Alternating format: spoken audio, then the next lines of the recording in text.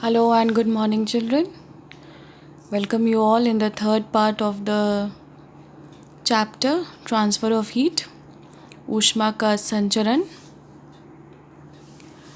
Till now, we have read yesterday in the last two videos about the conduction.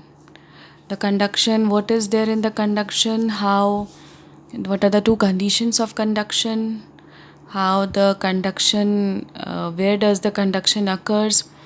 Generally they occur in the solids, especially the metals. मतलब सबसे ज़्यादा वो metals में heat का flow होता है conduction process का. और दो कंडीशंस नेसेसरी होती हैं. Until and unless there are conditions there won't be any flow of heat.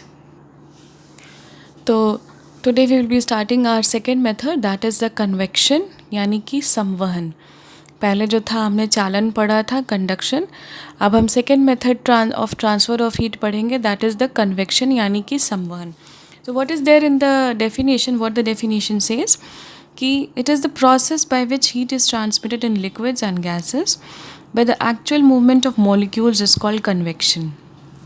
And ऊष्मा स्थानांतरण की वह प्रक्रिया जो कि द्रव तथा गैस में पाई जाती है, जिसमें ऊष्मा का स्थानांतरण गर्म भाग से ठंडे भाग की ओर अणुओं की गति के कारण होता है. ऊष्मा स्थानांतरण की इस प्रक्रिया को संवहन कहते हैं. यानी कि this process of transfer of heat, transmission of heat takes place in the liquids as well as in the gases. ठीक है, जो कंडक्शन था वो सॉलिड्स में होता था, कन्वेक्शन लिक्विड्स एंड गैसेस में होता है. जब हम थर्ड पार्ट पढ़ेंगे रेडिएशन, तब हम देखेंगे कि उसमें किस प्रकार से हीट का ट्रांसफ़र होता है. ठीक है, तो संवहन में होता क्या है कि जब हीट ट्रांसफ़र होती है लिक्विड में, सपोज़ करिए कि we are boiling a water.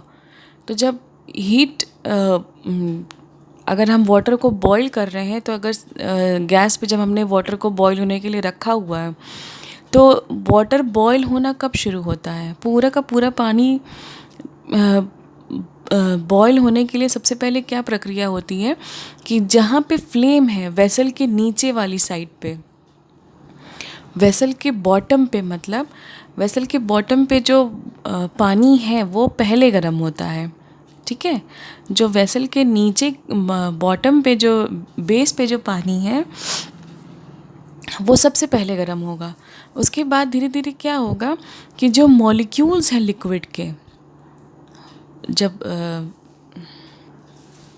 suppose this is a diagram and you have kept a vessel with the boiling water, the flame is there, so the water molecules which are present at the base means जो अणु जो base पर हैं water molecules के, जो अणु निचली सतह पर है एक वेसल के, तो ये फ्लेम की वजह से, इस आग की वजह से जो इसको दिया जा रहा है गरम करने के लिए, इसकी वजह से यहाँ पे जो अणु हैं यानी कि जो यहाँ के जो मॉलिक्यूल्स हैं वो सबसे पहले गर्म हो जाएंगे. ठीक है, तो हम सब जानते हैं कि लिक्विड्स में जो मॉलिक्यूल्स होते हैं वो थोड़े दूर दूर होते हैं.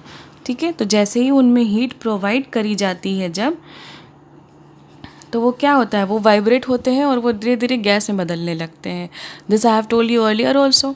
ठीक है, तो जब हीट इनको प्रोवाइड करी जाती है, तो जो नीचे के जो मॉलिक्यूल्स होते हैं they start getting heated first, means वो सबसे पहले गर्म होते हैं.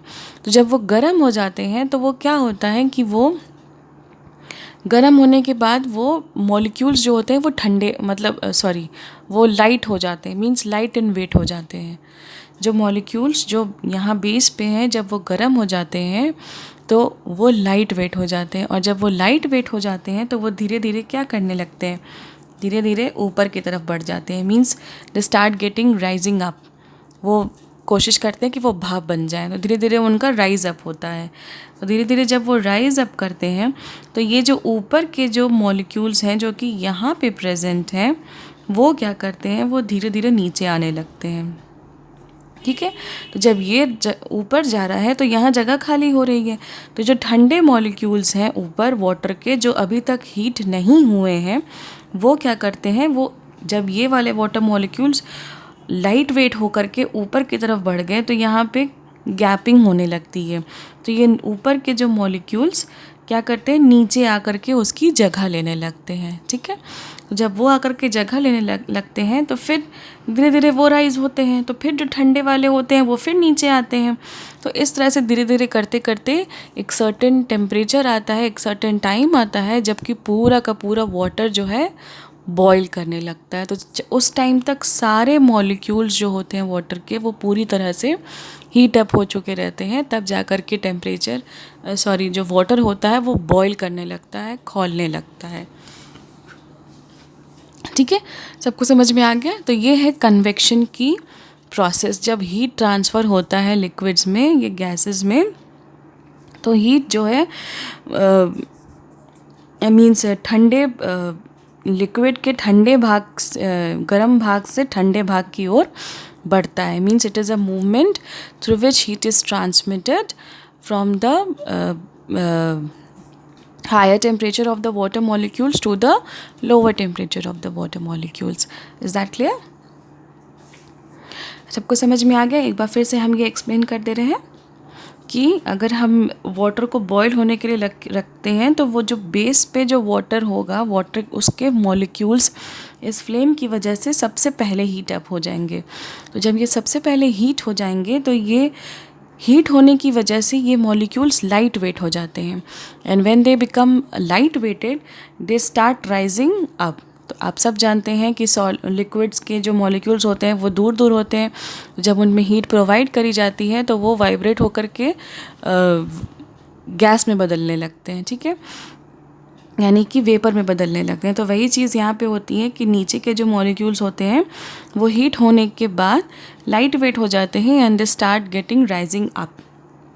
तो उसके बाद जो ऊपर की सरफेस के जो मॉलिक्यूल्स होंगे, जब ये वाले ऊपर राइज अप हो जा रहे हैं और ऊपर के जो मॉलिक्यूल्स जो कि अभी तक ठंडे हैं यानी कि कम टेम्परेचर के हैं, तो वो आकर के राइज अप वाले मॉलिक्यूल्स की जगह ले लेते हैं। तो इस तरह से ये ऊपर बढ़ते हैं, ये नीचे आते हैं, फिर ये ऊपर जाएंगे, फिर दूसरे जो ठंडे मॉलिक्यूल्स होंगे या कम टेम्परेचर वाले मॉलिक्यूल्स होंगे वो फिर नीचे आएंगे। इस तरह से ये पूरी प्रक्रिया चलती रहती है। तब जा कर के एक टाइम आता है जब सारे मॉलिक्यूल्स गर्म हो चुके रहते हैं and the water starts boiling. जब जो पानी एकदम पूरी तरह से बॉयल हो जाता है तो वो उस टाइम पे सारे मॉलिक्यूल्स उसके हीट अप हो चुके रहते हैं and there are no molecules left for them to be heated up again. ठीक है, तो उसके दो एग्जाम्पल्स और हैं। कन्वेक्शन हमको अगर जानना है तो हम अपने कॉमन अपने एग्जाम्पल्स को देख सकते हैं। आप सब लोग means most of you must have gone to some places to like sea shore. आप बहुत से बच्चे ने घूमने गए होंगे तो समुद्र को देखा होगा। ठीक है, तो समुद्र के पास जब आप जाते होंगे तो आपको बहुत अच्छी हवा एक्सपीरियंस हुई होगी।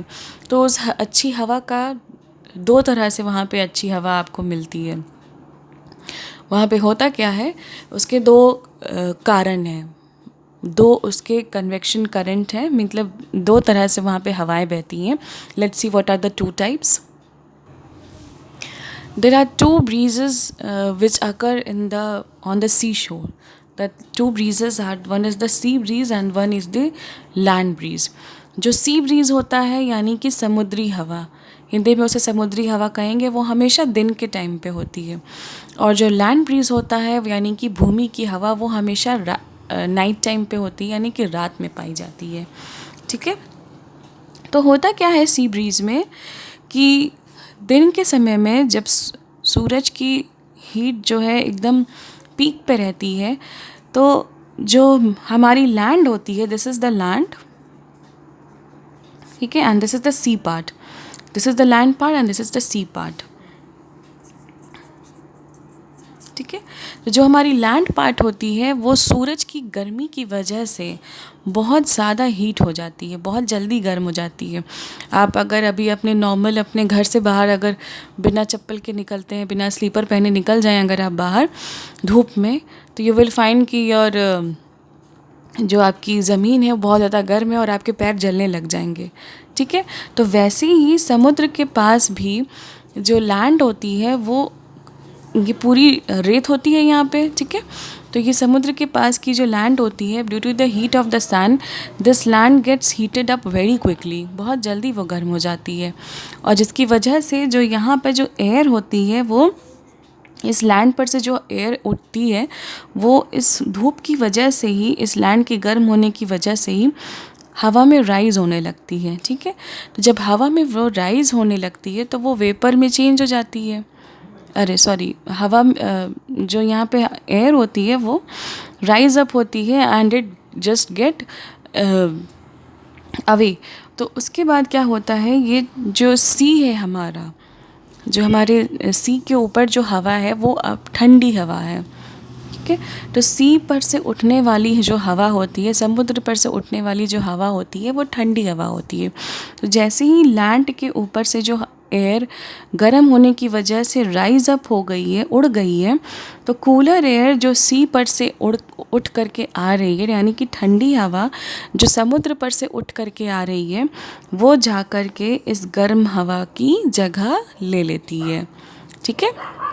गर्म हवा धूप की वजह, लैंड पर से उठने वाली हवा, लैंड पर से उठने वाली गर्म हवा, वो गर्म हवा क्यों होती है, क्योंकि इस धूप की वजह से लैंड गर्म हो जाती है और लैंड पर से जो हवा उठ रही है वो हीट अप हो चुकी है, ठीक है। वो लैंड पर से जो हवा उठ रही है वो इस धूप की वजह से वो गर्म हो जाती है, तो वो हवा में उड़ जाती है। और क्योंकि वो लाइट वेट हो जाती है तो वो हवा में गायब हो जाती है। तो लाइट वेट जब ये हो जाती है तो समुद्र पर से उठने वाली हवा वो ठंडी हवा होती है, जो कि जा कर के गर्म हवा की जगह ले लेती है, ठीक है।